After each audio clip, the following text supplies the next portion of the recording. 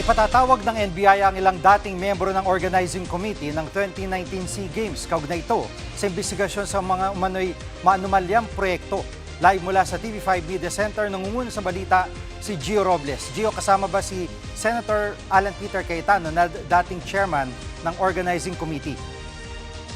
Jiggy, hindi kasama si Senator Alan Peter Cayetano sa mga dating opisyal ng Philippine Southeast Asian Games Organizing Committee o FISGOC na ipatatawag ng NBI. Ang mga ipatatawag na opisyal ay base sa mga dokumentong nakuha ng NBI mula sa Securities and Exchange Commission o SEC. Sa Lunes, ilalabas ang sabina at pahaharapin sila sa Biyernes sa susunod na linggo. Bahagi ito ng investigasyon ng NBI sa mga umano'y anomalya sa 2019 SEA Games. Nakatanggap daw si NBI Director Melvin Matibag ng impormasyon na kulang sa public bidding ang mga proyekto. Hindi rin daw na-liquidate ng maayos ang mga pondong inilagak ng gobyerno sa FISGOC na isang non-government organization o NGO. Kabilang sa mga kinikwestyong proyekto ay ang itinayong sports complex sa Tarlac, kontrobersyal na cauldron na nagkakahalaga umano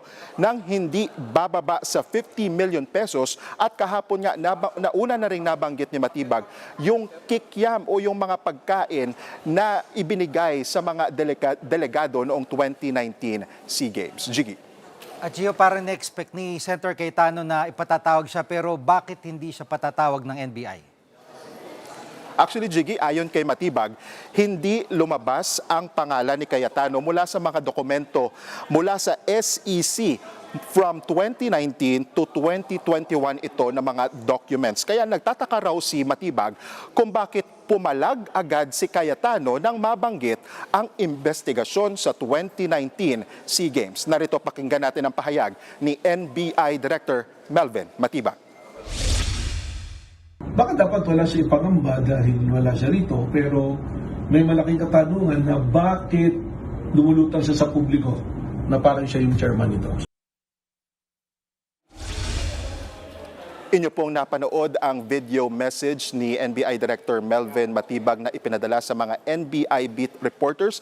Ngayong araw, nasa Cebu si Matibag para dumalo sa isang event. Samantala, wala pang bagong pahayag si Senator Alan Peter Cayetano kaugnay nito, pero nauna na siyang umalma sa investigasyon ng NBI. Giit ni Cayetano, sinisindak lang sila ni Matibag dahil sasalang si Matibag bilang testigo sa paglilitis kay VP Sara Duterte sa susunod na linggo. Si Senator Cayetano ay isa sa mga senator judge sa impeachment trial. Jiggy, balik sa'yo. Yan ang ulat ni Gio Robles, live mula sa TV5 Media Center. Mga kapatid, Jiggy Manikad po. Pagdating sa mahalagang balita sa loob at labas ng bansa, dapat una sa lahat, mag-follow at mag-subscribe na sa social media pages ng News 5.